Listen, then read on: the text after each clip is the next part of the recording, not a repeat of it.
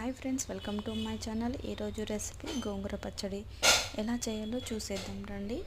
ముందుగా గోంగూరను ఒక కట్ట వరకు తీసుకొని కడుక్కొని పక్కన పెట్టుకోవాలి. తర్వాత వాటర్ లేకుండా పెట్టుకోవాలి. తర్వాత గ్యాస్ ఆన్ చేసుకొని ఒక కడాయి పెట్టుకొని దానిలోకి 1 టేబుల్ స్పూన్ వరకు ఆయిల్ వేసుకోవాలి. వేసుకున్న తర్వాత కొంచెం శనగపప్పు, అలాగే మినప్పప్పు, కొంచెం జీలకర్ర కూడా వేసుకొని మొత్తం కలర్ చేంజ్ అయ్యేంత వరకు కూడా ఫ్రై చేసుకోవాలి. తర్వాత కారానికి సరిపడా ఎండుమిర్చి వేసుకున్నాను, లేదంటే పచ్చిమిర్చి కూడా వేసుకోవచ్చు. నేను ఇక్కడ ఎండుమిర్చితోటి చేస్తున్నాను. ఒక 10-12 వరకు ఎండుమిర్చి వేసుకున్నాను. అది కూడా కలర్ చేంజ్ అయ్యేంత వరకు కూడా ఫ్రై చేసుకోవాలి. తర్వాత ఒక వెల్లుల్లి గడ్డ తీసుకొని ఈ విధంగా వెల్లుల్లిపాయలు వేసుకొని వాటిని కూడా ఫ్రై చేసుకోవాలి. తర్వాత కొంచెం మెంతులు కూడా వేసాను. ఇక్కడ మొత్తం కూడా ఫ్రై అయ్యేంత వరకు ఫ్రై చేసుకొని కొంచెం కరివేపాకు వేసుకొని అందులోనే కొంచెం ఇంగువ కూడా వేసుకున్నాను, ఫ్లేవర్ బాగుంటుంది అని చెప్పి. అవన్నీ ఫ్రై చేసుకొని వీటన్నిటిని కూడా మిక్సీ జార్లోకి తీసుకోవాలి. చూసారుగా, ఈ విధంగా మిక్సీ జార్లోకి తీసుకొని మొత్తం కూడా మిక్సీ పట్టుకోవాలి. తర్వాత అదే కడాయిలోకి మనం కడిగి పక్కన పెట్టుకున్న గోంగూరను కూడా తీసుకొని కొంచెం ఆయిల్ వేసుకొని మూత పెట్టి ఉడికించుకోవాలి.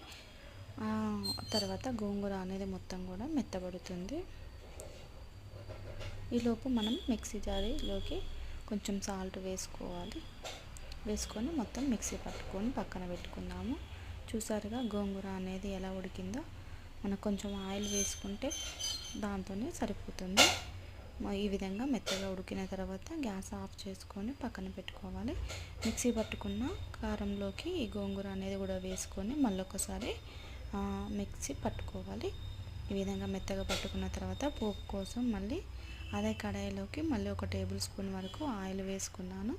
తర్వాత దాంట్లోకి ఒక వెల్లుల్లిపాయ, అలాగే ఆవాలు, జీలకర్ర, కొంచెం శనగపప్పు, మినపప్పు వేసుకోవాలి. తర్వాత 2 ఎండుమిర్చి కూడా వేసుకున్నాను. ఈ విధంగా కట్ చేసి వేసుకొని కలర్ చేంజ్ అయ్యేంత వరకు కూడా ఫ్రై చేసుకోవాలి. దాంట్లోకి కొంచెం కరివేపాకు కూడా వేసుకున్నాను. కరివేపాకు చిటపటలాడిన తర్వాత కొంచెం పసుపు కూడా వేసుకోవాలి. చివరిలో చూస్తారుగా, ఈ విధంగా ఫ్రై చేసుకోవాలి. కొంచెం పసుపు వేసుకొని ఒకసారి కలుపుకున్న తర్వాత మనం మిక్సీ పట్టిన గోంగూరను ఇందులోకి వేసుకొని మొత్తం ఒకసారి కలిసేటట్టు కూడా కలుపుకోవాలి.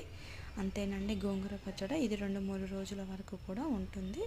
మీరు కూడా తప్పకుండా ట్రై చేయండి. అలాగే మన ఛానల్ని సబ్స్క్రైబ్ చేసుకోండి ఫ్రెండ్స్.